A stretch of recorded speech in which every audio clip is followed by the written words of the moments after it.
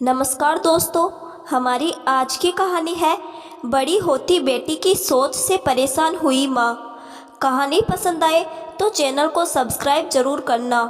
सीमा एक कामकाजी महिला थी। नौकरी के साथ वो अपने घर को भी अच्छी तरीके से संभाले हुई थी। सीमा के एक बेटा अर्जुन और बेटी अंजू थी, जो इस साल कॉलेज में दाखिल हुए थे। सीमा के बेटे अर्जुन का स्वभाव तो ठीक था, लेकिन कुछ दिनों से उसकी बेटी अंजू अपनी माँ से उकड़ी उकड़ी सी रहती थी। जब सीमा ने इस बारे में उससे बात करना चाहा, तो उसने कहा, मम्मी, मैं जानती हूँ आप कैसी है, इसलिए मुझे ज़्यादा मत सिखाइए। मैनर्स सिखाती अपनी माँ से ये कहते हुए अंजू पैर पटकते हुए अपने कमरे में चली गई और सीमा वहीं खड़ी आश्चर्य से उसे जाते हुए देखती रह गई। आखिर उसकी प्यारी बेटी को यह हुआ क्या था, जो अभी तक मम्मी मम्मी करके पीछे पड़ी रहती थी। अचानक उसे वही मम्मी दुश्मन कैसे नज़र आने लगी। सीमा ने अपने बेटे अर्जुन से इस बारे में बात की तो उसने कहा कि उसे इस बारे में कुछ नहीं पता, और यह भी कहा कि वो उससे भी कम ही बात करती है आजकल। अर्जुन और अंजू दोनों जुड़वा भाई बहन थे, इसलिए दोनों एक दूसरे के पूरक थे। पढ़ने में दोनों ठीक थे और स्वभाव भी दोनों का आजकल के बच्चों के हिसाब से ठीक ही था। सीमा भी अपने बड़े होते बच्चों से दोस्ताना व्यवहार रखती थी और दोनों बच्चे भी अपनी माँ को सब कुछ बताते थे। पर आजकल अंजू कुछ बदल सी गई थी। सिर्फ माँ से ही नहीं, वो तो आजकल अपने पापा से भी रूखा व्यवहार कर रही थी। बस इसलिए सीमा अंजू के बदलाव का राज जानने के लिए उसके पीछे पड़ गई। इसलिए सीमा ने अंजू का फ़ोन चेक करने का सोचा, पर ये क्या, उसके तो फ़ोन में भी कुछ नहीं था, न कोई नया नंबर न कोई फ़ोटो। पर एक बात थी कि अंजू के कॉल रिकॉर्ड में सिर्फ मम्मी जी यानी सीमा की सास का नंबर कुछ ज़्यादा ही दिख रहा था। कभी फ़ोन वहाँ से किया गया था तो कभी अंजू ने खुद ही किया था। वैसे तो सीमा के अपनी सास से ठीक ठाक संबंध थे। वो दूसरे शहर में अपने बनाए घर में छोटे बेटे के साथ रहती थी, जहाँ वो उस घर की मालकिन होने की वजह से शान से रहती थी। और जब वहाँ से मन भर जाता तो यहाँ सीमा के पास आ जाती। पर यहाँ वो सीमा के लाख कोशिशों के बाद भी खुद को यूँ दिखाती जैसे यहाँ वो बहुत कष्ट में हो। उन्हें सीमा का नौकरी करना भी पसंद नहीं था और बात बात में सीमा से छोटी बहू की बुराई करती। और जब सीमा कहती कि मम्मी जी वही तो आपका सारा काम करती है, फिर आप उनकी बुराई क्यों कर रही है, तो वो बहुत शान से कहती कि वो मेरे घर में रहती है इसलिए मेरा काम करती है। जबकि सच्चाई ये थी कि देवर जी अच्छी नौकरी करते, चाहते तो वो बहुत अच्छा घर खरीद सकते थे। वो तो माँ की देखभाल करने के लिए उसी घर में रहते थे, पर मम्मी जी ये नहीं समझती थी। कुल मिलाकर सासू माँ को कोई भी बेटा बहू पसंद नहीं थे।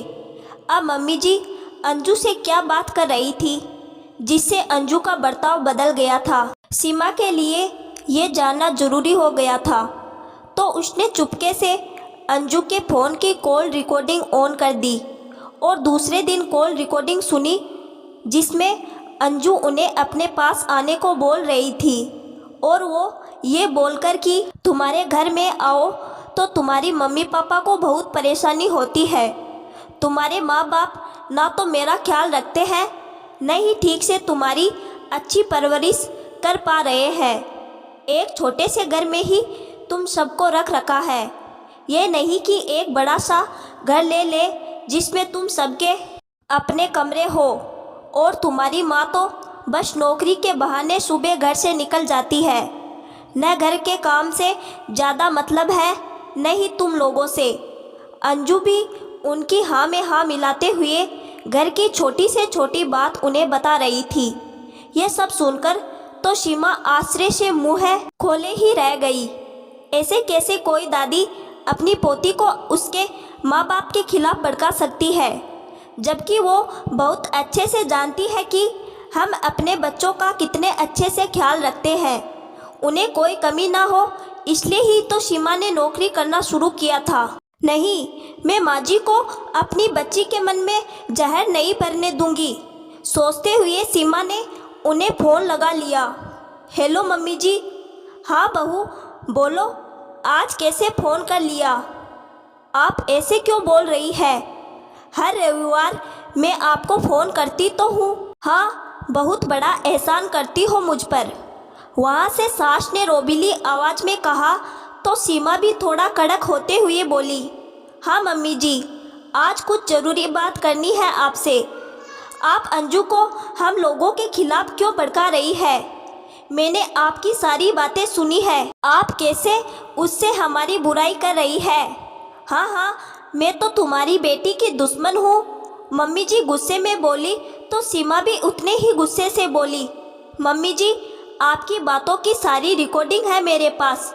अगर आप नहीं चाहती कि जिस तरह आप हमारे खिलाफ हमारी बेटी को भड़का रही है, वैसे ही मैं आपके खिलाफ आपके बेटे को भड़काऊं, तो आगे से ज़रा सोच समझकर मेरे बच्चों से बात करना, वरना वो सारी रिकॉर्डिंग, सारी बातें मैं आपके बेटे को सुनाऊंगी। सीमा की बातें सुनकर उसकी सास थोड़ा सकपकाते हुए बोली, वो मैं तो बस ऐसे ही अंजू से बोलती थी, मुझे क्या पता अंजू पर मेरी बातों का इतना असर होगा। आगे से मैं कभी भी उससे ऐसी बातें नहीं करूँगी। और बहू, तुम भी मेरे बेटे को कुछ भी नहीं बताना, वरना वो पता नहीं क्या सोचेगा मेरे बारे में। नहीं बताऊँगी मम्मी जी। अंजू के बदलते स्वभाव के कारण को मैं हमेशा राज बनाकर रखूँगी, क्योंकि मैं भी नहीं चाहती कि एक बूढ़ी माँ अपने बेटे की नज़रों में गिर जाए, पर मैं अपने बच्चों की नज़रों में भी अपनी इज्जत कम नहीं करना चाहती, तो आगे से ध्यान रखना।